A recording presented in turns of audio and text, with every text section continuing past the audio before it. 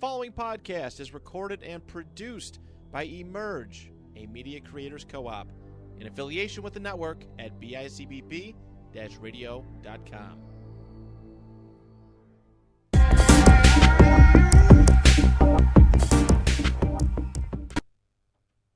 Hello and welcome to episode 19 of the Big Yak Podcast. It is I, Mike Pareto. Welcome back, Nico. Had a week off. Had a little bit of a medical emergency with the Big Yak mascot and Teddy. He got into some things. So we had this little candy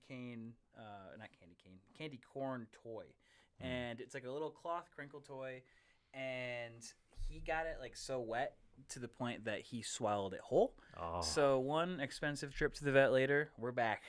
And he's all good. Yeah, you texted me like 20 minutes before the show. You're like, yeah, no, I can't make it tonight. We have an emergency with Teddy. I'm like, oh, no, what? And then so literally I was like, all right, well, show must go on. So, yeah, as many as you guys watched last week, it was just me and Alan. It was a good had show, like though. over 100 views, too. I was impressed. I was like, well, dang, should I? Well, no. Am I getting kicked to the curb here? I think a lot of people know Alan. Yeah. So I think a lot of people tuned in and yeah, it was a good episode. Today, though, our special guest is Justin Beck. Justin, we've worked with him at Wegmans over the years, and tell us about yourself. Hello, everyone. I'm Justin. I met these fellas at Wegmans. I've been working there for several years. Just really into football, really into fantasy, and just excited to be on the show. Thanks for having me. Of course. We're happy to have you here. Yeah, this is exciting. We're live. We're live. We're live. Yeah. We started going live. Yeah, it was like I think 10 episodes before. Yeah, it was right around our rebrand. We kind of did it all at once. Yeah, the rebrand. I'm pretty sure that like that episode or the episode after the rebrand was the we started going live, and it just works out so much better with like people watching it and editing wise. You don't gotta wait for it to post to YouTube. So Pressure's on. I know people are anxious to hear what I have to say. Yeah. But yeah, I mean, we could get right into it. We could go right into this 2-minute drill if you want. Let's do it. Yeah. Last week, actually, you weren't here. Alan set the record. He beat it. He had 45 seconds left on the clock. All right. Same question to everybody. Rodney had 45 seconds left, and then you went into a tangent. So yeah, he's close. He's close. He's but close. Alan with a strong 45 seconds left. Yeah, he showed me. He did the timer, and he showed me it, and I was very impressed. Damn. Very no pressure. Yeah. No pressure. No pressure. Let me just pull it up real quick. Yeah, I'm ready whenever you are. All right. Fire away. Give me the timer going in 3, 2, 1. Go ahead, Mike. Alrighty. Colts fire head coach Frank Reich for Jeff Saturday. Is this the most bizarre head coach hire ever? Yes. Jeff Saturday is coaching high school like last week. Yeah. So, yeah, I mean, Frank Reich, legend, but, it's time to go. Sam Ellinger ain't it. Keep drafting a quarterback till you find it. Right. Josh Allen is questionable for Sunday's game with a right elbow injury. How worried are we for this game and for the season moving forward? It's a big game. 7-1 Vikings are coming to town. I will be in attendance. Oh yeah. I mean, Josh needs to come back. I don't know. I don't think we can have Case Keenum winning games for us, so we need him back. No, so Minneapolis miracle. 2.0. The worry meter is quite high. Yeah. OBJ sweepstakes are heating up. Where do you think he lands? I'd love to see him in a Buffalo Bills uniform, but I am afraid that Dallas has too much money to pay him. That's fair. Yeah. Najee Harris, is he officially benchable in fantasy football? Yes. Easy. Yeah. Easy question. I mean, Kenny Pickett is not it either. I don't know. Just you got to find a quarterback, man. He runs the team, so. Yeah. Bears quarterback Justin Fields has been on fire as of recent. Are Bears a team to watch out for down the stretch? Yeah, as we'll get to later in the segment, they are one of my favorite picks of the week. Dude's on fire. He's an emerging star in the league. Love me some Justin Fields. I like it. How comfortable are you in keeping first place in our fantasy football league? Pretty confident. Got a really good squad. Travis Kelce, Dalvin Cook. I mean, wide receivers. I can't even remember who I have. I just have too many studs. Too many stuff. I wish I had that problem. I mean, Can't relate. Took down first place 2 weeks ago. Beat Alyssa by like 120. So That's time, and I am breathing down your throat in that fantasy league. So you better keep up. Yeah. with You made it though. Alright. you made it. So we'll give you Alright. a round of All right, applause. you made it. You did Survived complete a 2-minute drill. 2-minute drill. Not record time, but yeah. we've had people not Passable. Yeah, Well, Yeah, you we- want me to just give one word answers? Or is that that's not what the people want to hear? Some people do. Some Yeah. people do. Some people are really into the strategy. Yeah. They're like, "Oh yeah, we're gonna get the record," and then Yeah. they just give like 3-word responses. I'm Yeah. like, yeah, you gotta get the content. Yeah. You guys know me. I like to talk. So But yeah, there's sometimes just people who don't even make the 2 minutes. Like they I didn't make the 2 Yeah, minutes. he didn't make the 2 minutes. well, I see the timer here. I'm like, It's I'm running pressure. out of time. Yeah. Yeah. But what I want to talk about, it's gonna be a little bit of a mini segment. I feel like we've been doing mini segments. Last week we had the trade deadline, a lot of trades, record-setting 10 trades that happened. That was all in a week. That was all in a week, yeah. Started with the Christian McCaffrey trade. This week, though, I really want to talk about this Buffalo Bills Jets game that happened last Sunday, because it was a game where the Bills were pretty sure they're double-digit favorites, or they were close. I think they might have been 9. No, they got up to 11.5. Yeah, 11.5. People, the heavy bettors, like the smart money, was betting Buffalo right before the game started. I think the line closed at 12.5. I could be wrong on that, but Yeah. it was near 2 touchdowns. Yeah, and a lot of fans, I'm not too sure if you guys are or not, but from what I've been seeing on Twitter and social media and hearing on the radio, is fans are very concerned right now with what we saw from Sunday and with Josh's injury. I just want to hear your guys' opinion of what went down. What did you guys think? What went wrong? And what do you think is going to happen going forward, especially with Josh Allen? I don't think it's time to panic just yet. With the Bills, take away last year because the Jets were just a god-awful team. Yeah. And looking back at the history, the Jets always play the Bills tough. I'm thinking of the 2020. I think it was 2020 where Buffalo won by kicking 6 field goals. Like, they didn't even get into the end zone. Right. The Jets just have the tendency, and it doesn't matter who's coaching. It's a weird thing with the divisional. I talk about it all the time on the show. Divisional games are always so wonky that I'm not nervous after beating or losing to a good Jets team. Yeah. Let's just take the last 12 years into account. Tom Brady in New England. Every time we played them, we played our hearts out. Yeah. So now we're at the top of the division. We're that team to beat. The Bills come to town. That's their Super Bowl. Like, that stadium's packed. The people are fired up, and they want to win that game. So, Yeah. I mean, you don't get a superstar performance out of Josh.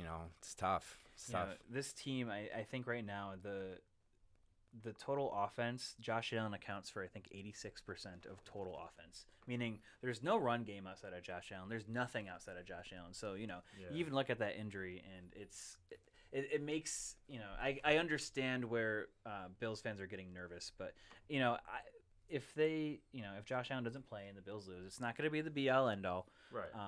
1 week in a what's the word? Inter-conference game, I'm not going to. I mean, what would you think if Josh was out for like 4 weeks? Based off of recent reports, I don't know if he will be, but theoretically, if he's out, so the Bills' next schedule is Vikings, Browns, Lions, Patriots. I think Josh Allen, realistically, if he is out for an extended period of time, would come back either for the Patriots game or for the Jets rematch game. The Vikings, I would probably, if Josh Allen's not playing, I don't think that they win. This Vikings is 7-1 team. I mean, they're a good, solid team. They're under the radar. Kirk Cousins is playing like. You seen like him after not that Kirk game Cousins. last week, man? He was on the plane going. Yeah, the chain. Yeah. So you drop that. Buffalo goes. The Browns come to Buffalo, so I think it doesn't matter who's playing quarterback there. The Browns aren't a good team yet, and especially not without Deshaun Watson. And Deshaun Watson is not even a given. Yeah. So I think the Bills could win that one pretty handily, as well as the Lions. So you're looking still at 2-1, bringing them to 8-3. I mean, And that's still. I They need to have see. tiebreakers on the Chiefs. They have tiebreakers on the Ravens. So it's just those divisional games that are going to be tough. Yeah. I just need to see Josh Allen eating a turkey leg on Thanksgiving. Please. It's every year thing, man. Here's my take on everything. I think that it's only our second loss, all right? And I understand that we're 0-2 in the division, but we're not staying 0-2 for long in the division.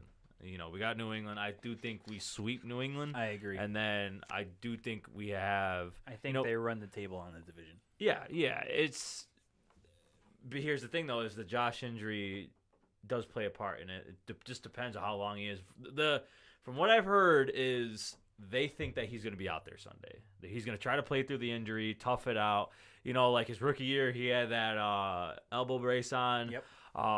It's going to be something like that maybe. But if he does miss a game, maybe Case Keenum can do a revenge game. Miracle. Minneapolis Miracle. And Stephon Diggs. I mean, that game is just going to be Case Keenum and Stephon Diggs if Josh Allen doesn't play. Yeah. But watching that game Sunday, I mean, it's just one of those games where it was a bad matchup. A lot of people assumed, and even I picked the Bills to win. But I knew going into this game that the Jets are no longer the Jets of recent memory. They have a top 10 defense right now. As much as some people don't want to admit it, I would go as far as saying they might have a top 5 defense. They could. Yeah, if you could go into that, argument. But it's just a lot of you Bills fans need to realize the Jets are not the team that they were. Zach Wilson didn't do anything crazy on Sunday. He didn't have to. He didn't have to. That defense is solid. That run game is everything. Gash us on the run. That's all you need. I tweeted this out earlier today. The key to beating the Bills is simple, and the Jets laid it out right now because this is the trend that we've seen in the last few weeks. Yeah. Put your best corner on Gabe Davis. Bracket Stephon Diggs. You've neutralized the Bills' offense because they can't get McKenzie going, they can't get Knox going, they can't get the run game going. Yeah. And the Jets found that, and teams are laying that out the blueprint. But that's about the Bills. Going back to the Jets, their defense. Sauce Gardner is playing like he's been in the league for 5 years. Mm-hmm. Yeah, it's unbelievable. That defensive line with Quinnen Williams having a career renaissance in a way. It's a scary-looking team. C.J. Mosley is quarterbacking that defense. And a healthy C.J. Mosley, this might be a hot take, but a healthy C.J. Mosley is one of the best linebackers in the NFL. Correct me if I'm wrong, but I don't think the Bills have ever played a C.J. Mosley Jets defense. That's the thing is the last couple of years, he's been either hurt or he got hurt in the game because I remember the one year it was the season opener. I think it was like 2019. Yep. Started the game, got hurt. And then 2020, he opted out. And then last year, I'm not too sure what happened last year. I think he left halfway through the game. Yeah, he might have got hurt again. So this is like the first game he's played against the Josh Allen team where he was fully healthy, and it showed. He made his presence known. Yeah. But, man, I thought that our offensive and defensive lines looked horrible. Yeah. Greg Rousseau got hurt. Our interior line got manhandled, had no Matt Milano. Half the defense was hurt. Then our offense is just we got manhandled by Quinnen Williams and company. Yeah. But going forward, the game plan the Bills cannot be as one-dimensional as they are with the passing attack.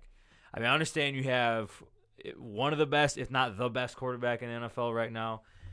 You got to get the run game going. Something needs to change. And something needs to change. That was the second part of this tweet where you have to give Nyheim Hines the full playbook, unlock him, and utilize him in the run game, the short passing game, the screen game. Mm-hmm. That opens up opportunities for James Cook. That keeps Devin Singletary's legs fresh. Or you sharpen your sword and you go out and you get Odell Beckham, you pay him whatever he needs, and basically capitalize on your own strength. And that's the only way that this Bills offense, I feel like, is going to get out of this slump. Yeah, and I think Beckham's ready to play. He's supposed to be clearing. He's cleared by the end of the week. Yeah. So now's the time. Dallas wants him. The Bucks want him. The Packers want him. The Rams still want him. Who are the Packers? Oh, God, don't get me started. But, all those teams are out there, and I feel like, if we're sitting on our hands, OBJ is just going to go to the highest bidder. Contending, of course. Dallas is a contender, whether we want to admit it or not. They're up there. They're kind of being overshadowed a little bit by the Eagles, but I think They're a legit Super Bowl contender just as much as the Bills are. They have the same record, so NFC's a lot easier to get through. Yes, exactly that. So unlock Nyheim Hines or sharpen the sword. That's how. That's the answer. Yeah. You gotta let Devin cook. You gotta let James cook. You gotta James cook. You gotta let James cook. And you gotta. I know Hines is new, but you gotta really not force feed the playbook, but you gotta give it to him. He's A professional. He's an NFL player. Exactly. Yeah. That's what they're paid millions of dollars to do. Read the playbook and play it. Yeah. Yeah. I mean, you saw what he did when Taylor was out. He's such an athlete. And even before Taylor, you see him doing backflips into the end zone. Like, just give the man the ball. Yeah. I mean, we didn't get him for nothing. Yeah. Like, let's use him. Exactly. Yeah. Brandon Beane has been searching for that pass catching, do it all gadget running back for the last 3 years, and he finally got it. And we saw 3 snaps. And even Cook.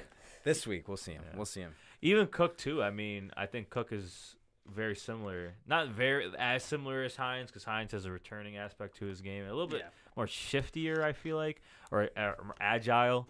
But James Cook, gotta get the ball rolling. Yeah, I'm liking what I'm seeing out of him the last couple weeks. He had a couple tough runs on Sunday. He looks like a legitimate starting running back. I feel like the Bills tend to do this a lot. Is they really like to ease their rookies into the playbook, and then you start to see after the bye week, this trend happens every time, and it's the same old story.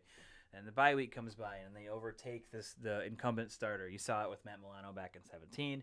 You saw it with Devin Singletary and LaShawn McCoy. I feel like you're going to start seeing this now with James Cook, where he's going to have multiple drives where he's the starting running back.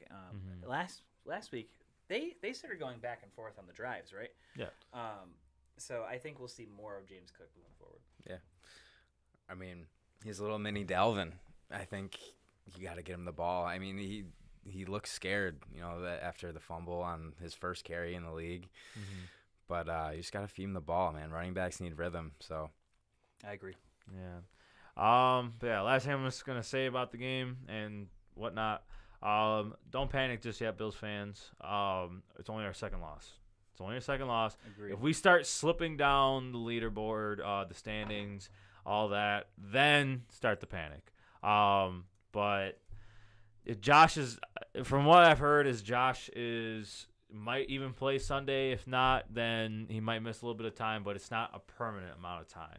He's not done for the season. So yeah, Sunday, just be in good spirits. Hopefully, Case Keenum can get the job done if he starts. If not, Josh is out there. Hopefully, he looks good. Doesn't make his injury worse. That's also something that we gotta, think about. But yeah, we're gonna head on to the 2-minute drill, or not? Wow. Take it round 2. You ready? Yeah. Round 2. Yeah. We're gonna go to the take it to the bank segment. And with that, our first game is the Thursday night game tomorrow night. The Atlanta Falcons at the Carolina Panthers. Can I just say, so this is within 3 weeks these teams have played each other twice. Yes. How often? I have to go back and do the research. How often does that happen? It's rare, but it happens. Where there's it's the same game within 2 weeks of each other. Yeah. It's interesting. I mean, I feel like we always play the Patriots the last 2 weeks of the season. That's fair. That's very true. Yeah. So the lines for the game, the spread is listed at 2.5 points. Falcons are projected favorites, and the over/under is set at 42.5. What are you guys thinking? I mean, so the lines moved from -3 to 2.5 now. I like the Falcons. Cordero back. I mean, he's kind of tearing it up, dude. They finally figured out how to use this guy. Yeah. And I don't know. The Panthers just ain't it. I mean, they kind of figured out what was going on after CMC left, but just because I think they had to force that ball to him. Yeah. So now they're kind of unlocking their offense a little bit more. But I mean, PJ Walker. Do you think he's the answer? No. Sam Darnold's coming back though. And Baker. Oh, God, I know. We're going to have the QB trifecta. Yeah, we might see all 3 of them. You never know. I just don't know, man. This team just they got nothing really going for them. I know Panthers fans are already looking at Bryce Young. That's Yeah. they're watching Bryce Young highlight reels at this point. Yeah. Give me Falcons. Give me them covering, and give me the under because I don't think the Panthers are going to score many points. Yeah, I'm gonna go Falcons. As well. I mean, both their defenses are. Sus. Yeah, and they're giving up points. I mean, so I have a little Thursday night special, same game parlay. Okay. Okay. All right, let's hear it. So I had Patterson to score. I took over 41.5, so I just moved it down a point. All right. Okay. DJ Moore under 59.5. He's only done Under? that twice this year. Okay. And then Patterson over 40 rushing yards. I teased that down 10 Okay. yards. Yeah. you It's have plus the, 708. Oh, that's a quick $70. Why There you not? go. $10 to win 70. Why not? Yeah. Yeah, I like that actually. That's- I would take that. I in would a take heartbeat. that bet too. That's a good bet. Yeah. I like the little single game parlays, especially on like a Thursday or Monday night. I love those little parlays. Oh yeah. With Make me it though, it's quick just buck. I've been so unlucky. Yeah. So unlucky. Yeah. I'll get some the crazy part of the parlay done, and then like the easy stuff. And then you won't get Josh Allen over 1.5 passing or something stupid like that. Mine is passing yards with him. I do like 275, and he'll finish with like 250. But he had like 4 touchdowns. Yeah. I'm like, oh, that's nice. Didn't win anything. Monday night, I had a parlay, and the last leg of it was Kamara to score, which I thought was a That's a brainer. gimme, for sure yeah. lock. Yeah. Didn't happen. Yeah. Yeah. Next game we're going on to is the game in Germany. The Munich The game. Munich game. Seattle Seahawks versus the Tampa Bay Buccaneers. Tampa Bay is -3 favorites. They're set at 44.5 for the over/under. Me personally, I might go Seahawks here. I was thinking about the upset special here. Give me Seattle +3. Despite Tampa Bay winning last week, I just don't think that offense has shown me enough. Like that offense is broken. That comeback was not. That was Tom Brady putting everything that he had left into That comeback wasn't anything special, man. No. They're hyping it up to be like, oh, Tom Brady still got it. I mean, I get it. But dude, they were down 13-9 until that last drive.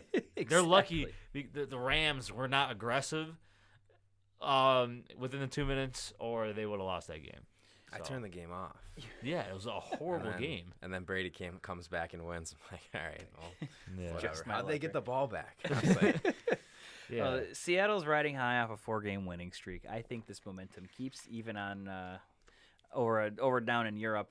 Kenneth Walker is the truth. He What is. else He can is I the say? truth. He Yeah, is he's a looking beast. fantastic through 4 weeks. And I'm gonna ride high with that. Geno Smith still looking like a baller. Who's to say that Geno Smith might get an MVP vote before Russell Wilson? He is top 10 in odds. No, all I'm saying. I did see. I was talking to somebody at work the other day, and I looked, and he's like 6 or 7 in odds. He might get a vote. Not saying he's gonna win it all, but he might get a vote before Russell Wilson ever gets a vote. Yeah. in the wise words of Geno Smith, they wrote me off. I ain't right back. Yeah. I love He's that a- quote. he's a This winning- podcast loves this quote. Win, I love it. winning quarterback. Winning quarterback. He's a winning quarterback. If any of my friends are watching, Geno Smith's a winning quarterback. He's a winning quarterback. We always joke So about you that. riding with him? You riding the Seahawks Yeah. +3? Yeah, sure. You taking the over 44.5?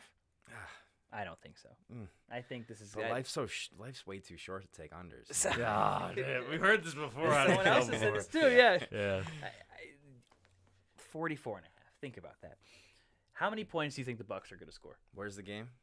Germany. Munich, Germany. Oh, it's in Germany. Yes. 9-hour flight. I'm taking the under. Yeah. You're gonna be a little sleepy. Yeah. Just Yeah. a little Jet a little lag. laggy. Yeah. But like, what's to say Godwin and Evans don't eat in this game? Do We're you gonna think they're touch on going that to? later. Okay. Actually, with the fantasy. You got it. Yes. You got it. Yes. I have a little scheme. I have no faith in that Bucks offense. No. I know. For fantasy. We'll see. All right. We'll see. All right. Next game, we go on to our 1:00 games. First game we're going to talk about, Jacksonville at Kansas City. Kansas City is 9.5-point favorites. The over/under is set at 50.5. Here's Biggest my on the slate. thing. What's up? Sorry, that's the biggest on the slate. Yeah, Biggest total. it is. Yeah. Here's the thing: is I've done my math, and from doing this, take it to the bank the last couple of weeks, I've noticed something. Each week there is at least 1 or 2 teams that have this who come up with an upset that are over 5 points on the spread. I'm not taking it though. I'm going Chiefs. All right. The one thing I hate about spreads is when there's one team that is so highly favored, but then they set the over under so high. Mm-hmm. Like they might know something.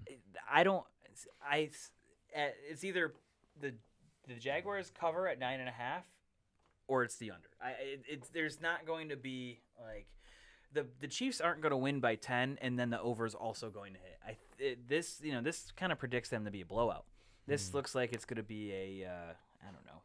I'm looking at this might be a 35-13 game. That's exactly what I was thinking. 35-13, and that's hits. 48 and the under. Exactly. Yeah. So again, I don't like voting the under often, but when it's at 50 and a half, 50 and a half is just too high with for the me. Jaguars on their side of the ball, I'm taking the under. Yeah.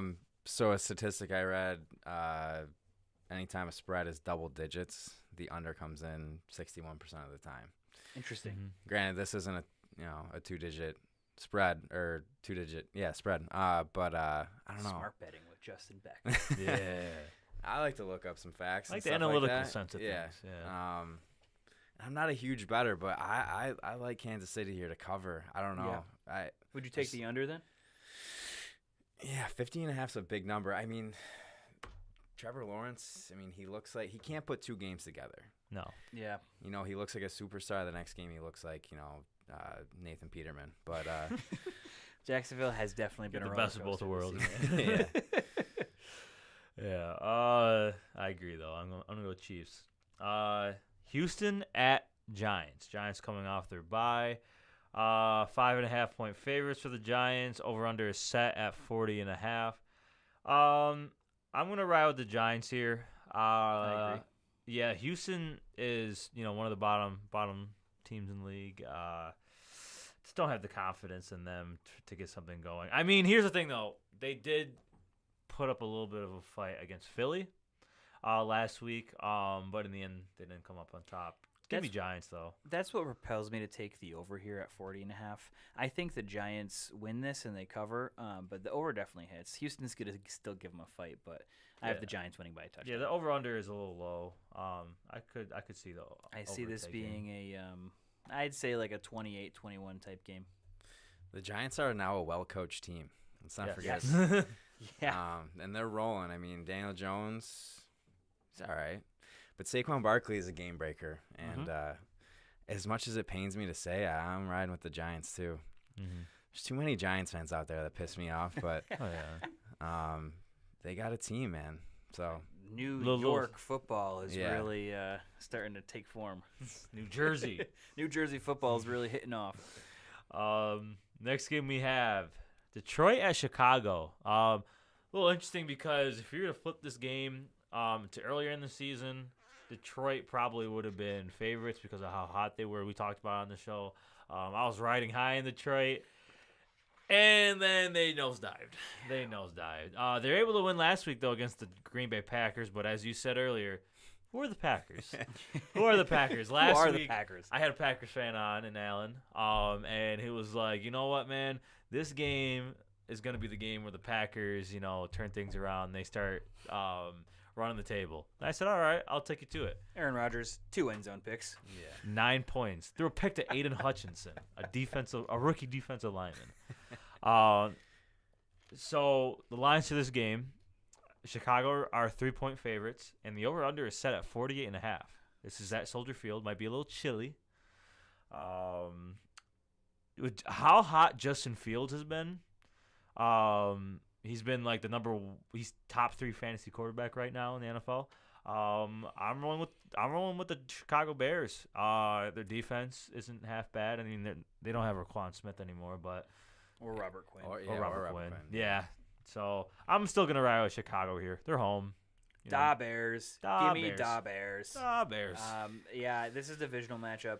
48.5 may seem high, but I'm gonna slam it. You're slamming it? Yeah, like I said, like we kind of alluded to, could be a very Chicago's high-scoring game. defense is not what it was, and all Detroit knows is offense. So here's the thing. The over is very enticing on this game because these are two high-powered. Like, you wouldn't have thought this at the beginning of the season, but now you're sitting here in Week 10. It's like, it's kind of an exciting game to watch. These are two high-powered offenses right now. There's going to be some fireworks this game. I mean, Detroit has the worst defense in the National Football League. Oh, yeah. Justin Fields is on a tear right now. I love Justin Fields, man. He's a gamer. I love watching him play. Yeah. I know. I was trying to scoop him up What in a any turnaround, fantasy too. league. Oh, my goodness, yes. Yeah. I was trying to scoop him up in any fantasy league I could, but I think they finally realized they price need the to. brick gone up. Oh yeah. Price of the brick is gone Gotta up. let them cook, man. Yeah. We've seen this with so many quarterbacks in the NFL. You you can't restrict them. No. You gotta let them cook. Give him the full And playbook. you know, he's what had the most rushing yards this Ever. like by quarterback in a Ever. game. He Yeah. beat Michael Vick's record. Yeah. Yeah. He had what 175. 175. Yeah. Listen, I think the Bears, what they should do and what I kind of think they will do in the offseason is they're going to follow the method of get your young superstar quarterback a number one alpha wide receiver. You saw it with the Bills and Stephon Diggs. You saw it with the Eagles and A.J. Brown. And this seems to be the new recipe for success for young quarterbacks. Yeah. If Justin Fields gets his number one quarterback, I would say Devontae Adams might be on the trade market after not doing so well so far in Vegas. Or I don't know who else is on the market, but you know, bring in that alpha wide receiver and watch him flourish. Yeah, no, I agree. Give me Chicago here, though, man. Go Bears. Go Bears. Go Bears. Da Bears. Da Bears. Next game we have New Orleans Saints at the Pittsburgh Steelers. Saints are sitting at 1.5 point favorites. I thought the spread would be a little bit larger here, honestly. Over under is set at 40.5. I'm gonna go Saints. They didn't look that bad against Baltimore, but they didn't look too good. Pittsburgh coming off their bye. I'm just not sold on them. It is home, but give me the Saints. They'll find a way to muster a win. Really? I don't know. think In so. Pittsburgh? In Pittsburgh, yeah. Everybody likes a home dog. Yeah. You guys both going Pittsburgh? I think I'm going Pittsburgh.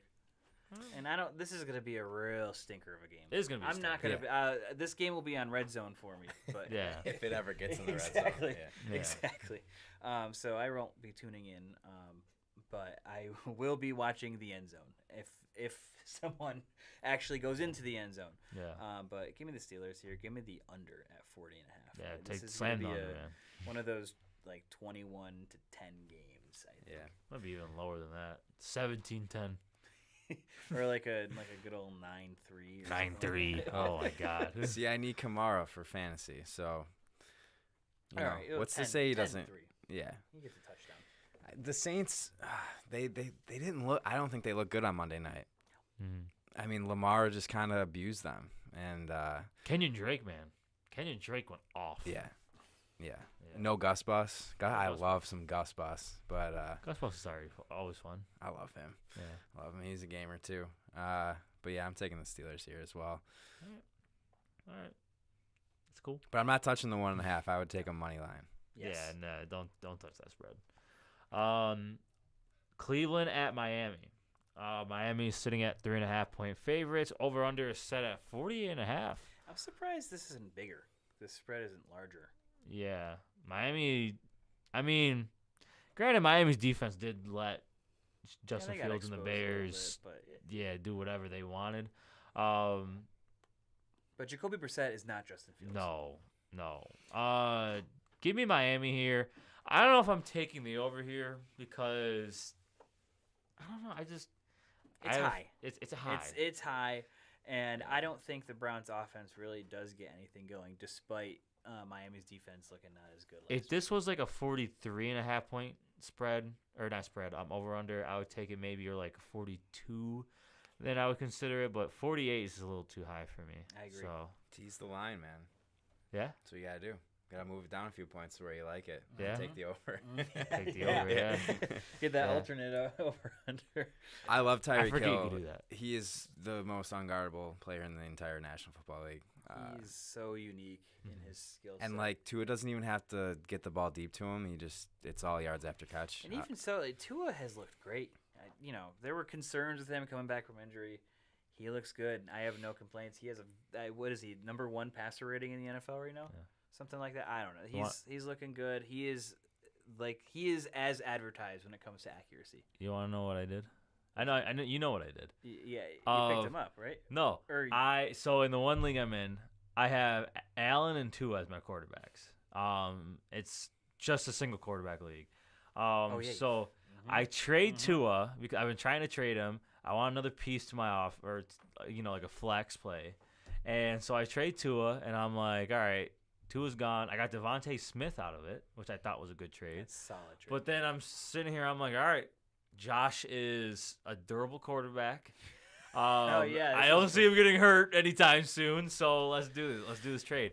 And my luck is Josh gets hurt. So now I'm sitting here. I had to pick up Derek Carr. Oof. And he was the best quarterback. It's him and Jared Goff. I might switch to Goff. I know Kyler Murray's day to day now, and I was looking at the waiver wire, and I'm like, yeah, it's a little scary.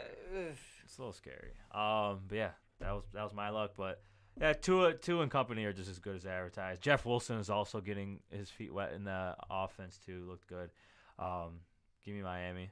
Yeah, they win by a touchdown here. I love me a little Jeff Wilson too. Mm-hmm. Yeah. Next game we have is Vikings-Bills. This is crazy. Spreads went down. Yeah, down a ton. Down a ton. Bills still favorites at 3.5. Over/under is set at 43.5. So I don't know, man. Vegas is predicting that Josh Allen doesn't play here because I believe the over/under was closer to 50 when Josh Allen, before the injury news came out. Two of the top teams in the NFL, man. That over/under is the Bills peaking. Originally opened up. I want to say it was 9.5 points as their favorite, and the over/under was like 49. That still is a little right high for me for a team with as good of a record as the I Vikings. agree. I wasn't going to take the Bills at that, especially in the offensive slump that they're in right now. Yeah. But that's just it goes to show how much Josh Allen means to this Bills team. If the spread's changing by 6 points based off an injury status, which he still might even play on Sunday. Mm-hmm. Yeah. Can I just bring something up real quick? Do you guys think that maybe in that Monday night game against the Packers, where we saw a pretty terrible performance by the Bills offense in the second half, you think maybe Josh tweaked something in his elbow in that game? Do you think maybe that was the start of it? It's possible. I wouldn't. Saw him make a couple bad throws and just didn't trust his throws at the end of that game. He played those 2 quarters and then pretty bad 4 quarters of football. That's 6 quarters. That's kind of unlike Josh. Yeah. It's possible. And then I mean his injury looked bad, but it didn't look like a freakish he dropped injury. a 70-yard bomb. The longest air yard pass in the last 6 years. Yeah. He dropped and it was a dot too. I mean, it hit Gabe Davis right in the numbers. Should have caught it. Yeah. But is that not defensive pass interference on Sauce Gardner? No, He doesn't only turn around. No, because Gabe Davis initiated the contact. Okay. So I might agree and say no. Also, I thought at first, but then I looked at the play after and I was like, it's clean. As much as I didn't want to admit it. Yeah. And it's like it's still no excuse for Gabe Davis to catch that. I mean, for looking back and how much hype was surrounding Gabe Davis from the Bills camp and just from the national media in general, like you got to make Gabe, that catch. That It's a pass big-time couldn't catch. have dropped any better for you. Yeah. I agree. If it was Stephon Diggs, I think we would be having a much different conversation right now. If Stephon Diggs was the one on Sauce Gardner in that play, we'd be talking about the 7-1 Bills going. Yeah, it's exactly. It all comes down to pretty much one drive, one play, and I don't know. You got to call up a different play on that 3rd and 20. Get 10 yards. Well, that was the play where Josh looked like he was throwing hurt. I mean, he just threw it right into the ground. There was no. It looked like he tweaked something there. So, I don't even know what I'll have to look at the all 22 and see what kind of play was actually formulating there. But all I saw was snap the ball, hold the ball for 2 seconds, and it was like right into the ground. Yeah. What are you guys thinking here, though? I mean, if Josh plays, taking the Bills, because I'm a rider. It's all on Josh. It is all. It's on all on Josh. Josh. I'm not touching this game this week. Not touching it at all in any means. That might be the Bills fan talking. I mean, that's the thing. We just got to know if Josh is playing or not. If Josh is playing, I think they find a way to pull it off. Theoretical gun to my head, I'm taking the Vikings covering, but the Bills winning, and I'm taking the under. But if Allen is not playing, then I am taking Vikings. I just don't trust Case Keenum enough. I don't. But are you really going to put your own money on against the Bills? I did that I'm not before. going to put my money on it. I did that before, and I've been burned. It was the Titans game, right? No, the Ravens game. The Ravens game, jeez. I bet against the Bills because Ravens had like a crazy week. They match up sometimes good against the Ravens, sometimes it looks they like don't. you're about to cash out for 3 quarters. Yeah. Oh, at first I'm like, gosh, this is happening, and it then sucks, but I'm gonna get my bread up. and then at halftime, at the second half, different story. Yeah. So, yeah. It's just I don't know if I'll put money realistically on this game, but if Allen plays, give me Bills. Allen doesn't play, give me Vikings. Yeah. I mean, I agree. We're so. It really depends on who we're getting back on the defense side of the ball. Like, is Poyer gonna play? Is Milano gonna play? Is White gonna play? Yeah, I'd love to see Trey White back in that uniform, man. My thing I was so aggravated by is if you're not going to play Tre'Davious White, then why are you not? Why did you activate him? Yeah, like why didn't you wait to activate his 21-day window? We needed him in that game. We needed him in that game. I don't know if they took the Jets lightly and they're like, you know what, like let's rest him. I think it has to do with the turf. The turf? MetLife is notorious for bad playing conditions on the grass, or the turf rather.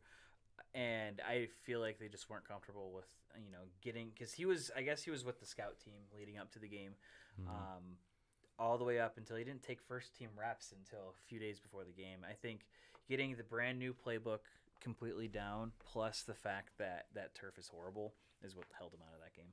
Yeah, but again, then the question still stands: why did you activate his 21-day window within the field of the Jets game? So you have to have known that beforehand that this field sucks. Like the way they went about that last week, I did not like. Yeah. But you know what? Imagine, you'll see it firsthand if the Bills bring back Trey White at a home game on Sunday, a game where he is going to be relied on a ton. Here's my thing, though.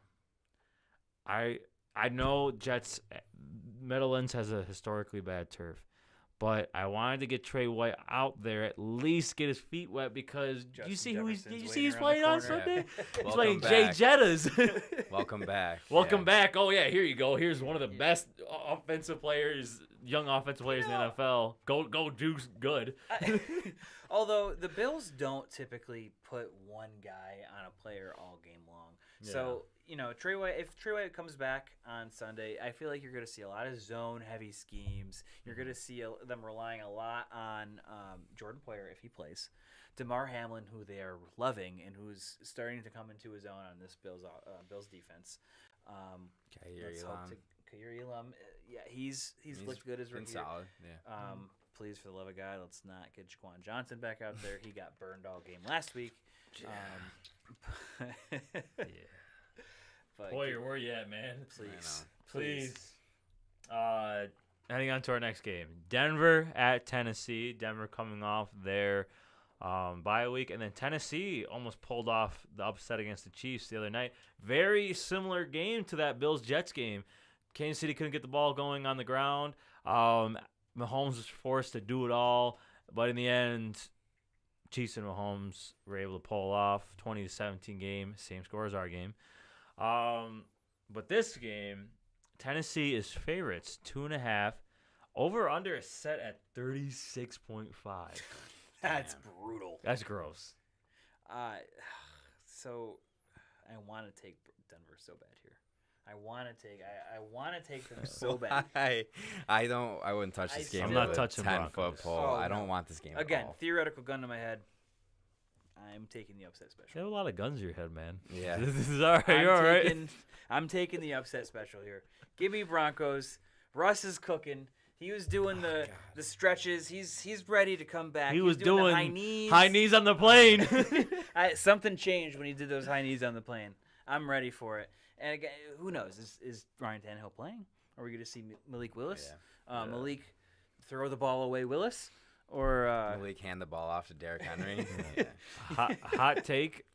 I think it doesn't matter who plays at. I mean, it does. But I think regardless of who plays at quarterback, be Derrick Henry. I'm going Titans. I don't trust Denver. Do you dare touch the under? 36.5. I could see the under happening. 13-10. That's the thing. I'm probably going under here. There's a reason why that thing is low. That low. You don't really see games go under 40 a lot. No. I don't know. I'm going Tennessee's defense. I thought looked well against Patrick Mahomes and the Chiefs offense. Give me Titans. Derrick Henry's been balling. I don't want this game. Simple. This is the other game on the slate that I just have no interest in watching. Russell Wilson, I've lost complete faith in. The only person I was excited to watch in that offense was Javonte Williams, and we all know what happened. Tragedy. Show some love to my boy Jerry Jeudy. Oh God, he's not good either. My God. I mean, I'd like to see him on a different team. I like to see him on a team with someone, competent behind center. But I don't know. It's just Russ. I've been a Russ sympathizer for the last all season. I've said. And what has he given you? Nothing. And I've said, it's a new team, new offense. Like he's got to learn to trust all these guys, and what's come of it? Like literally nothing. So. Yeah. I miss Russ on the Seahawks. And it's funny, dude. Pete Carroll, he is ruthless, man. He is ruthless. Any jab he could take at Russell Wilson, he takes it. I don't blame him, though, honestly. You see how he treats his teammates and everybody around him in the organization. The whole, you have run to. through my manager. Yeah, you have to reach out to my manager.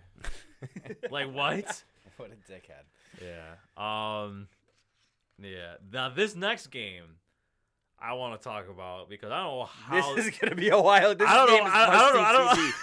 This game is gonna be must-see TV. All right, before we go into this game, we talked about it earlier. Why in the hell? Why in God's green earth did you fire Frank Reich for Jeff Saturday? Jeff Saturday. Coming off of his couch or ESPN or his high school football team, whatever he was doing. No coaching experience, not even a coordinator, not even an offensive line coach in the NFL. Jim Irsay on the phone. Jeff Saturday, you want to become the next interim head coach of the Indianapolis Colts? I mean, yeah, take it, go crazy, but like, I forgot to tell you guys. So I got a call from Syracuse earlier in the week. Yeah, they saw that I had a podcast, and they want me to be their new offensive coordinator. Dude, you should take it now. I'm taking it right now. They said, "Hey, yesterday, dude. Yeah. I'm there. I'm calling the game on Saturday." Bruh, where did he even come from? Like what? His couch. I know, but actually though, ESPN. He's an analyst on ESPN. ESPN analyst, and he coached like a couple seasons. He's in the Colts Ring of Fame. Like he's a Colts legend. Yes, he is one. This is like the Bills equivalent if the Bills just called up Steve Tasker and wanted him to come coach the Bills. I fucking love that, dude. Yeah. It's fan service. I feel like it feels like this whole like thing is fan service. Yeah, let's we're like Impractical Jokers where they're like, okay, Joe, now you're gonna let him know that Jeff Saturday's coaching the Colts. It really feels like an Impractical Jokers bit. Like when I saw that, I'm like, oh yeah, Frank Reich fired. You know what? Who are they bringing in? Yeah, Jeff Saturday. And did you see? They have Gus Bradley. They had Gus Bradley at some point. Why don't you promote? You want to know who's calling the game now?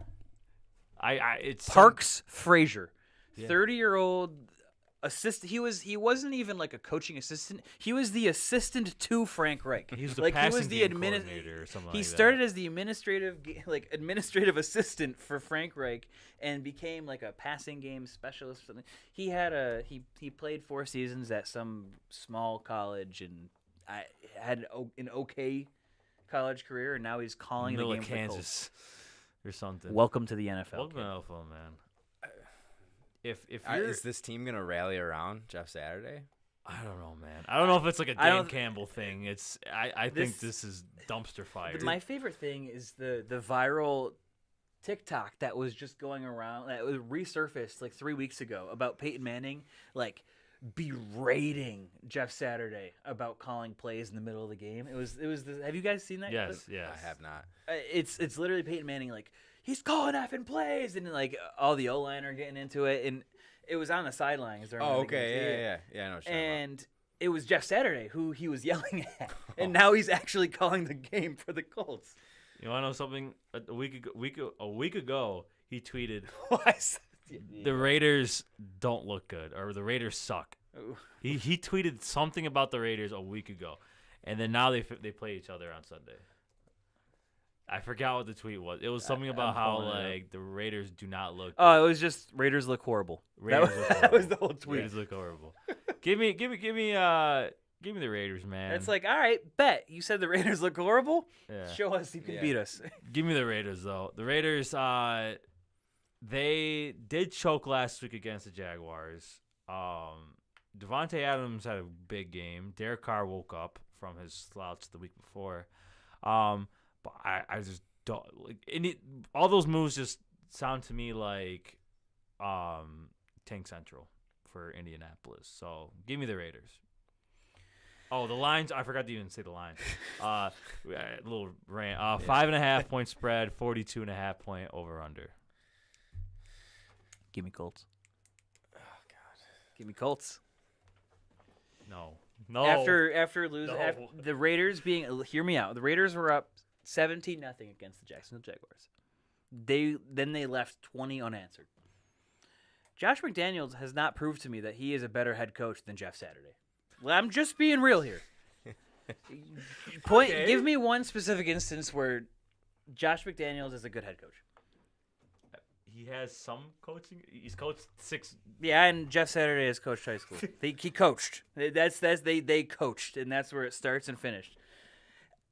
I think the Colts have the players to beat the Raiders. I think they have the players. What players?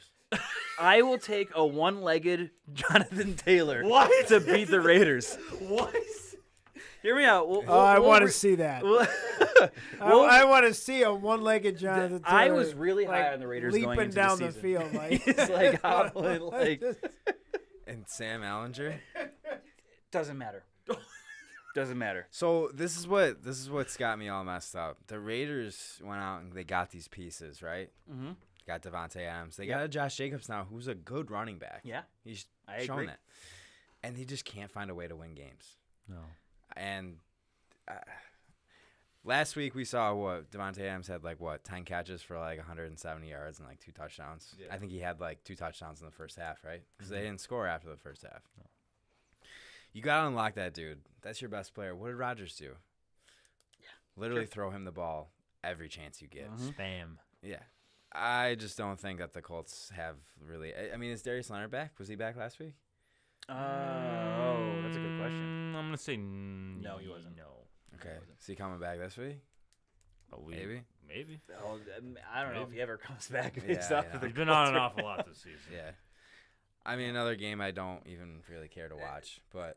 Oh, this is must-see TV. Are You you think kidding so? me? Oh, yeah. Could you imagine this the is sideline? comedy. Yeah, I guess I got to This see is the comedy. sideline. Yeah. This is Comedy Central live. You know, I don't have much logical backing behind the Colts winning.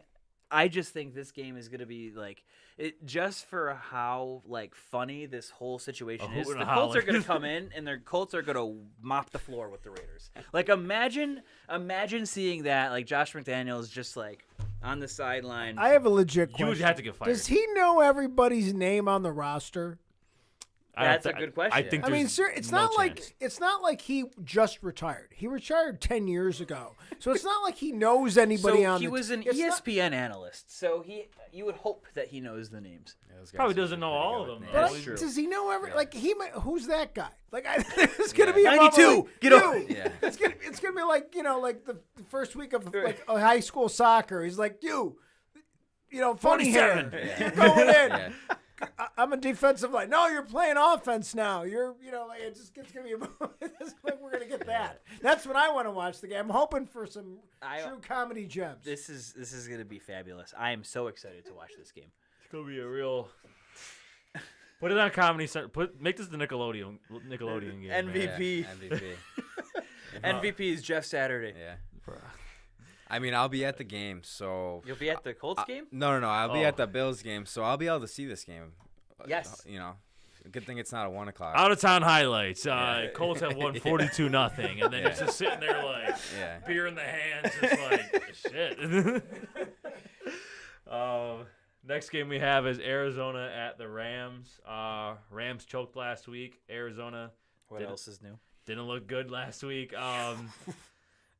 Rams are 1.5-point favorites. Over under set at 41.5. Kyler Murray is both quarterbacks to this game are questionable actually. Matt Stafford's in concussion protocol, and Kyler Murray's day to day with the hamstring. We could be seeing backup versus backup. I couldn't even tell you who the backup on the Cardinals is right now. I'd have to. Is look it Colt McCoy still? There's no way. Who's the corpse of Colt McCoy? Who's the backup for LA? Backup for LA, John Wolford. Yeah, it is John Wolford. I think it is John Rams. Wolford. Is it Colt McCoy still? No, the Colts plays number 2 quarterback Colt McCoy on injured reserve. Okay, well he was. It was it's no shot. It's Blaine Gabbert. Oh no, it's Trace McSorley. Trace McSorley. Yes, dude. If Trace McSorley is Throw out it there, on a I am dime. spamming Arizona. I'm spamming Arizona. If Trace McSorley starts, yes. I don't think Stafford plays. I heard He's on the in concussion protocol. There's no shot that the Rams play him. And especially with all the Tua stuff, I mean, they're not gonna let him play. I guess he was feeling symptoms. He wasn't feeling symptoms, and now today he's feeling symptoms. That's what happens sometimes with concussions. Yeah. So.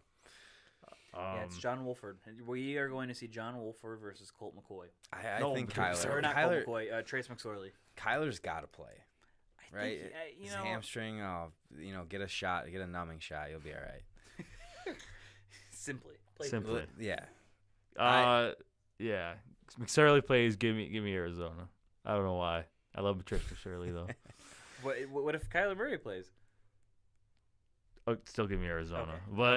But if Trace McSorley plays, I might do like a special little bet for him. We might have to make a special reel for that. Special reel for that. Next game we have is Dallas at Green Bay. This is gonna be a good game. It's gonna be a good game. Dallas 5-point under. I'm screwing up. 5-point favorites. Over under is set at 43 flat. I'm going Dallas because that defense is going to rough up Green Bay. I think so. This game, I think, is the Packers if they lose this game, that's the nail in the coffin. That's what they said last week, This is a must-win game. I mean, you're now 4.5 points or 4.5 wins down from the top of the division, which kiss that goodbye. You're fighting for a wild card spot at this point. You have a worse record than the Falcons, so just pointing that out there. If they lose, then I will officially mark off the Packers. Nothing gives me more joy than to talk shit about the Packers.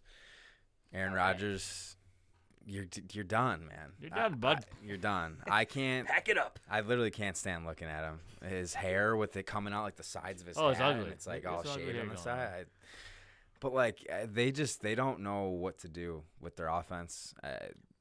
We saw in the second half of the Bills game. I mean, they fed Aaron Jones, and Aaron Jones ate, and apparently he's hurt. So, he was in a boot after that play. But I can't see any world where the Cowboys don't just handle them and just put them in the dirt. Defense that they have. Just put them in the dirt. They say bye, Rodgers. See you playoffs. Maybe Rodgers doesn't play football after this year. Yeah. Hot take. I wouldn't be surprised to see if he retires, or Jeopardy. He could be. Is it Jeopardy? Yeah. He was. You think Steve Feud. Harvey's giving up that job on Family? Damn it. Next game. Chargers at Niners.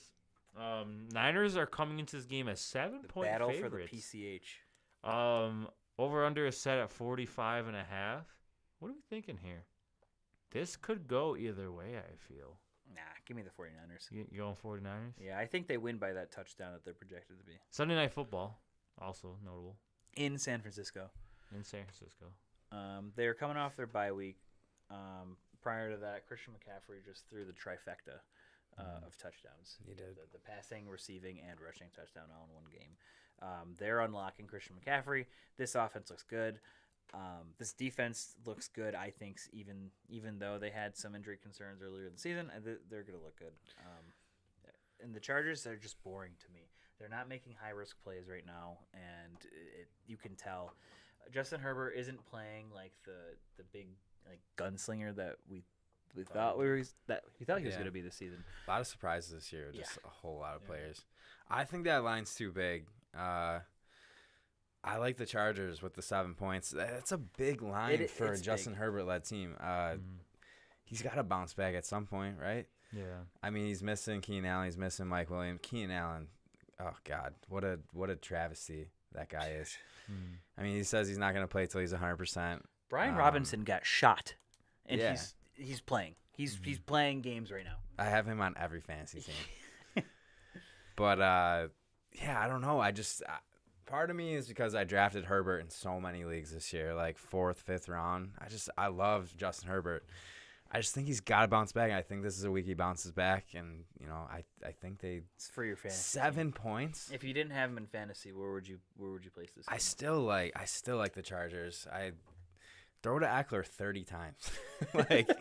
Just get him in open space. They won last week. They're coming off a win. Now they're going to San Fran on a primetime game. Herbert in a primetime game. I like Herbert over Jimmy Garoppolo any day of the week. So that's fair. Yeah, they definitely win the. And give me the over in that too. I like the over. Yeah, I think this is going to be a pretty high-scoring game. Okay. Last game we have Monday Night Football. Commanders at Eagles. This game would have meant so much more had the Commanders been good. They are not. The Fighting Footballs. The Fighting Footballs. Eagles. Eagles are 10.5-point favorites. Over under a set of 43.5. Give me Eagles. I've already conceded defeat on our bet. We talked about that a few weeks ago. Give me Eagles. I gotta go shopping, man. Yeah. Gotta go shopping. What's the bet?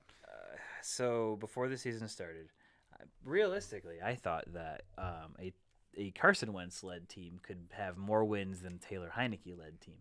Okay. I have been sorely mistaken. The original bet, it was my very first take it to the bank, was the Commanders have 9 wins. That's not happening. No. And then our bet kind of turned into the Commanders having more wins than the Eagles, and as we can see, I shat the bet on that. Yeah, you did. So this is where that double-digit spread comes into play with my little statistic. We got a 10.5 points. So the under, I mean, it's not a huge total, but the Eagles could score 35 points and the under can still hit. Yeah. So I like that. I like that little tidbit, and I might start using that. So thank you for that. Yeah. Give me Eagles and give me the under here. I'm with you there. Alrighty. Justin, I know you have some notes. Do you have anything else you want to throw in before we head on to fantasy football? Yeah. So a couple things I noticed on FanDuel this afternoon. Couple specials, and you guys can tell me if I'm crazy or not. But these are two that I feel like they're cash in my pocket bets. You're gonna take it to the bank. Take it to the bank. Justin Fields combined for 300 yards rushing and passing. Take that to the bank. Okay. Plus 350 on FanDuel. Against the Lions? Take that to the bank. Yeah, I'm taking that. Like he could run for he could run for 100, throw for 200. That's not that outrageous. I think he could do 150 apiece. Realistically, the way that he's been kind of playing the ball today in the last few weeks. Yeah, and then the other one is Devontae Adams and Tyreek Hill, both over 100 receiving yards. Tyreek has done it 5 times this year, and Devontae's done it 4 times this year. Tyreek's playing the Browns, and who are the Raiders Colts. are playing the Colts. It's possible. And that's I'll take it at to the plus bank. 500. Yeah, I like that. plus 500. Mm-hmm. I just saw both those. I was like, this kind of seems like easy money. And granted, those are like 3 of my favorite players to watch in the league right now. So yeah. I'll take it to the bank. I'm looking at another weekly special. Tell me guys how you feel about this. Kenneth Walker and Travis Etienne to combine saw for that. 4+ touchdowns. It's at 3,200. Throw a 5. Yeah, it's around worth it. a 5. Yeah. Yeah, throw a 5 around Make it. quick 150 on $5. Why not? Yeah. I mean, the odds are very high to where if you just throw 5, you cash out, make a big profit. So Yeah, put a $25 free bet on there. Why not? it could happen, honestly. I'm not going over 10, but give me like 5. Yeah. Throw your $25 free bet on there. That's like quick. Or you could do that $1,000? also. Dude, those free bets were the best last year. But I used every app already. I went through all those things. I get no free bets anymore. I turned a $25 deposit into $700 thanks to all that free bets. Yeah, it was all bills too. It was all bills. All bills. Like it was so easy to bet them last year. Oh my goodness. Yeah. Let's go on to our fantasy football segment. We're gonna start with some start, sits, and sleepers. I'm gonna name off some of them, and then I just want your guys' opinion on if they're worthy or not.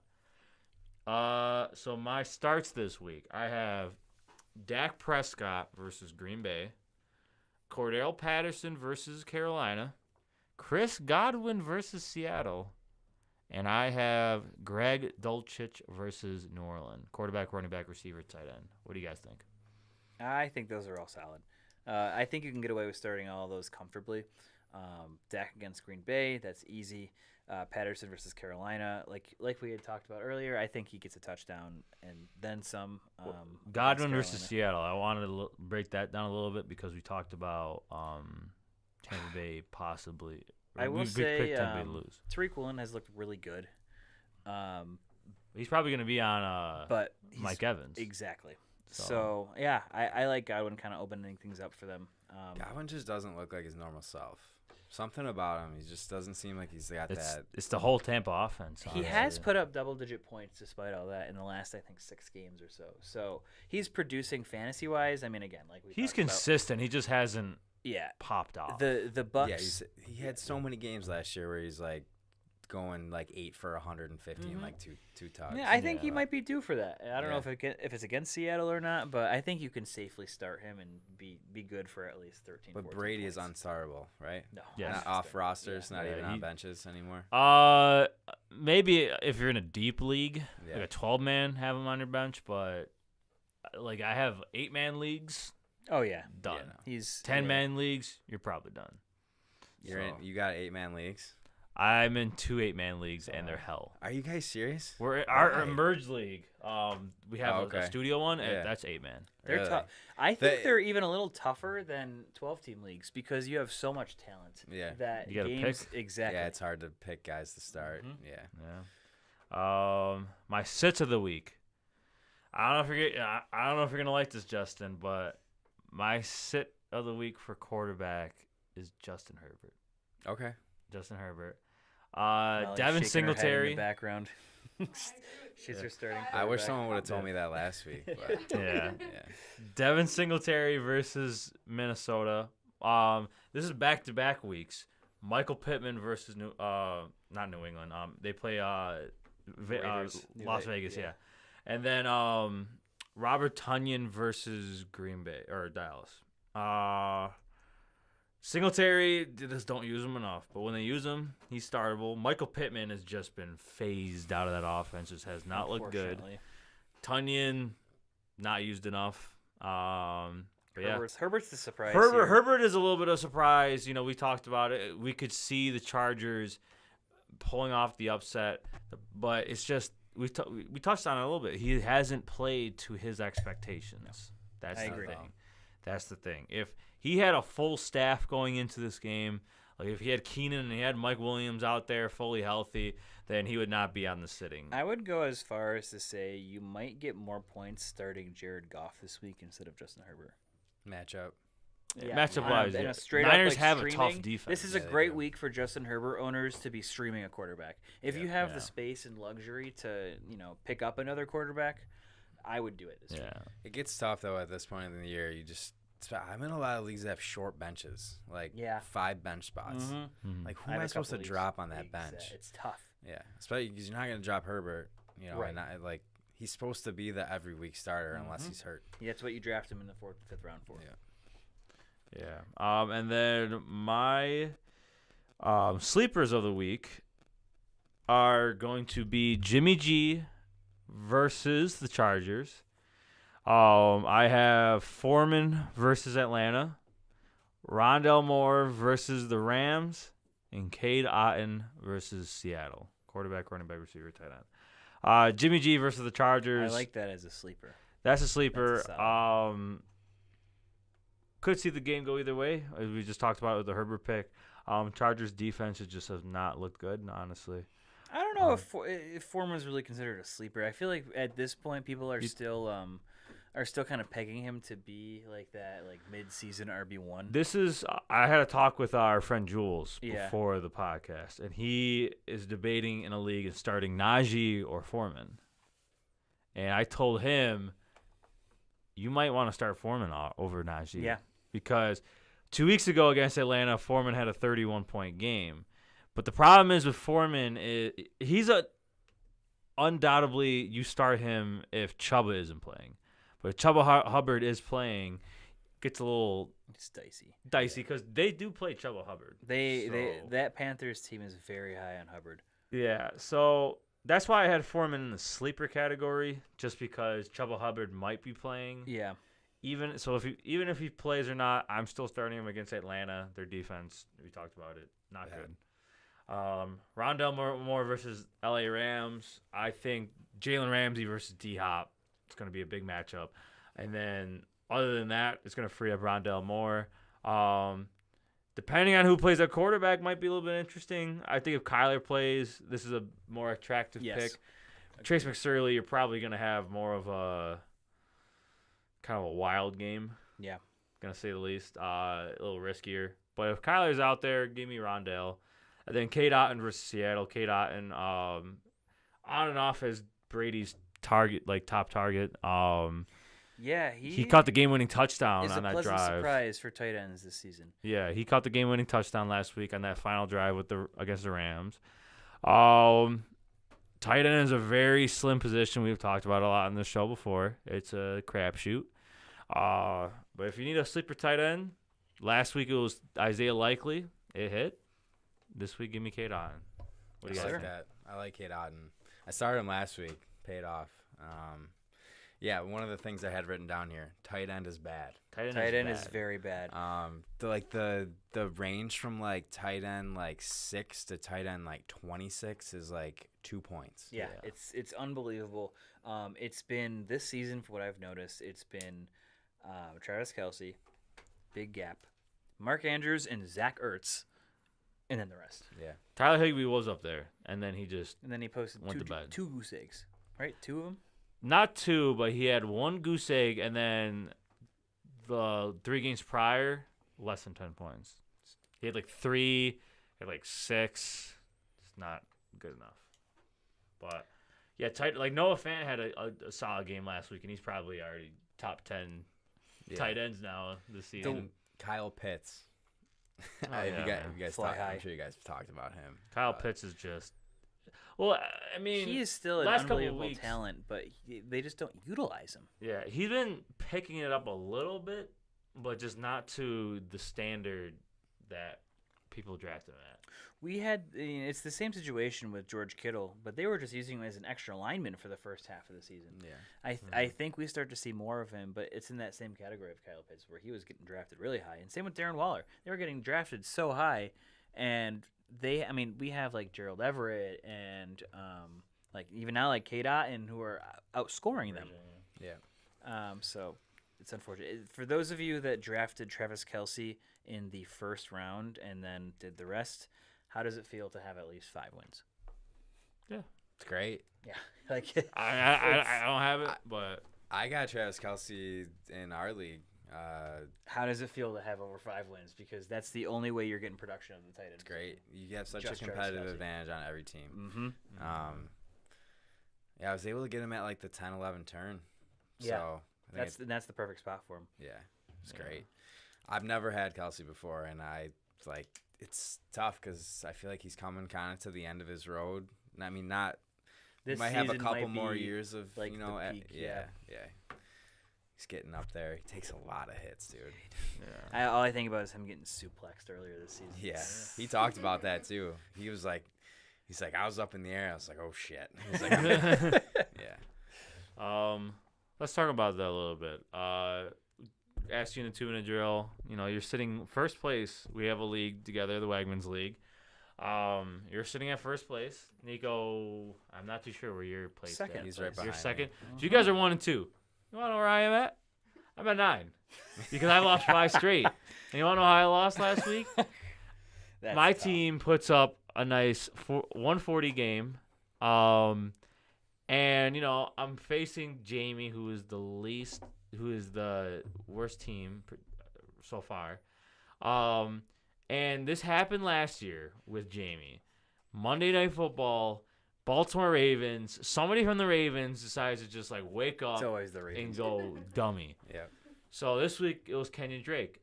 I'm sitting comfortably Monday afternoon. I'm like, you know what? I feel good. Kenyon Drake is going to have a decent game, but he's not going to go for almost 30. Boy, was I wrong. Kenyon Drake goes for 27. I lose by 1.8. Oof. And now I've lost 5 straight. I went from 6 to 9. You know what blows my mind? Take a guess at where you place in total points scored. I know I have a lot of points scored. I'm like second or third. Mike has the third most points scored behind just me and Justin right now. Yeah, and I'm last place. And you're in second to last place in the league. That is That's sick. wild. Yeah. That is your sick. point- he probably has the most points against. Mm-hmm. He has 13-26 against Jamie has been getting slaughtered. Actually, Jamie. you know, he's like third or fourth. Yeah, but still, you catch same- it. It's exactly. unlucky, man. I want to share this really quick. I have a fantasy team that I'm 5-4 in. I'm sitting right. I think I'm in 7th out of 12. But last week I ran into some just ginormous problems. Jonathan Taylor was my first overall pick. I had Debo on a bye. Gabe Davis hasn't really he's not there on a production standpoint. I started Geno Smith, Darrell Henderson, Jeff Wilson Jr., Alan Lazard, Cade Otton, Gabe Davis, and Zay Jones. Wow, you have the Super Troopers. And I pulled a win out. I was gonna say Otten had a good game. Yeah. Lazard had a good game. Yeah. Jeff Wilson got in the end Jeff zone. Wilson had You like 16. lucked into that win. I won by a point. Yeah. The only person I could think that didn't have that good of a game was Gabe. He had 3.5. Zay Jones even had. I started him in the league, and he gave me 9. Yeah. All right, yeah. It's okay. Yeah. Fresh out the waiver wire, not bad. Yeah. Yeah. But yeah. Right before we leave, Merge League, I lost again. I lost to Larry. I beat him earlier in the season. Larry has come into his own. Larry he started 0-3, and now he's like what 4-5 or something like that. Larry has woken up from the dead. So, yeah, I'm trying over here. Yeah, you and I are 3-6. We're 3-6. I took one from Tank. Nico the one. So I took wanna one from say, Dylan. I was shocked because I forgot to set my lineup until 1:30 p.m. on Sunday. So the 1 o'clock games had already happened. So I would adjust. I picked up Isaiah Likely, Kenyon Drake, and I think Ravens defense or Ravens something like special. that. And came out and wiped the floor with Tank. With Tank. Nice. Yeah. So. Yeah, Nico, you're doing better than me, man. Bring it home. Bring home the trophy because it's not looking good for me. I mean, there's still some we got some time. Still some time left to wake up, but it's just, man, that team is falling apart. I had no more Jamar Chase. I have just, I'm first in our zone right now. Where I want to pull up. Here we are, the league. Okay, you're tied with Tank. You guys are 5-4. But Larry's been killing it, 4-5. Yeah. On the other side, Brendan's got 6-3. Brendan's riding like a 4-game win streak. 5-4, and Zach's 5-4. So Zach Squared's 5-4. Zach had a bad week because he had a lot of guys on the bye, and then just and then Lamar didn't really have the day. Yeah. The 1 week that he expected. I'm up against Zach this week, and I think he's missing Lamar this week. So I'm cracking up at this season stats right now, and I'm looking like all across the board. and I have highest points scored. Oh no, I have highest points allowed by like a landslide.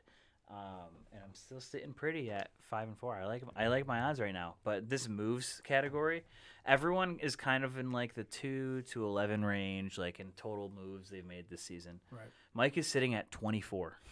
You are hustling and bustling. I'm your trying, way to dude. this team. I'm really trying my hardest to set the best lineup, and it's just not working. 24 moves made between the waiver wire trades, the most? etc. Yeah. Oh, it's Bye, double. bye. I'm in second at 11. Yeah, I was gonna say, that's a lot, dude. I got to be pretty low. I don't think I've made them. What do I got, like 5? Five. You have 5. And And Wow. you can see with my 3-6 record and his 24, it doesn't make an effing difference. It doesn't. I don't know what's going on. But you know how many weeks though I was like second or third in points scored, but And I then you happened faced- the guy who had the highest of the I happened a bunch of times. So I'm like, oh, I mean, I don't know what the hell I'm doing, but you know. A couple weeks I can't. If I would have played anybody else that week, I would have my record. But that's what fantasy is. Yeah, it's, You know. it's called It's all over fantasy the place, football. man. Infuriating. Yeah, it is infuriating. After I lost, dude, I sat there, like just sat back in my chair and just like took deep breaths because I was so ready to just like throw something. Because money's on the line, you know. If it's for free, it's it's whatever. It's like, oh, you know. here we got a Yeah. trophy on the line. We have Yeah. a physical trophy on the line here. But Wegmans League is what, $30, right? Or it's Something like I that. forget how much. it's up. Yeah. There. I mean, Yeah, it's a solid. During the holiday season too, you're getting your couple $100 back. Like, Yeah, there you go. Yeah. it's a nice pick me up. Hey, nice little gift for your lady over there. You know? Yeah, Exactly. Yeah. Hey, too bad he's not winning this league. Oh, Thanks, Justin. You're taking Yeah. away our trip to New York City. How do you feel? Hey, I got a lady I gotta buy shit for too. yeah.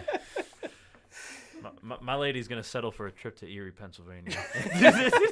Just a trip Splash across Lagoon. the border. Screw across the Yeah, we're Clifton going Hill. across the border, Yeah, the- not Canada. PA border. Yeah, we're going to Clifton Hill. Oh, boy. Erie, Pennsylvania. We're going to Splash Lagoon. Yeah, we're settling. But yeah, that's all I have. Justin, do you have anything to add? No, man. It's a pleasure being on. This was a blast. Maybe I'll get invited back. Yes, sir. Love to Yes, have you. sir. Yeah, we'd love to loved have you it. back, man. It was great. Yeah. I mean, nothing better than talking fantasy football with a couple boys, you know? Yes, That's right. sir. Love Yes, this That's shit. sir. Yeah. Well, if that's it, then that's episode 19 in the books. Shout out Matt Johnson and BICBP Radio Network. Shout out Mr. Moranzo and Emerge. Yeah, next week, episode 20. Big episode. Might have something. Big 2-0. Yeah, I might have a surprise in store. 2 more episodes and we're finally legal. And we're finally legal, yeah. That's all I got, though. Everybody have a good night. Sorry for a little bit of a late episode. It's 10:42, but you know what? We made it. We made it. Watch in the morning. Burn some midnight oil. Go Bills. Yeah. All right. See you guys later.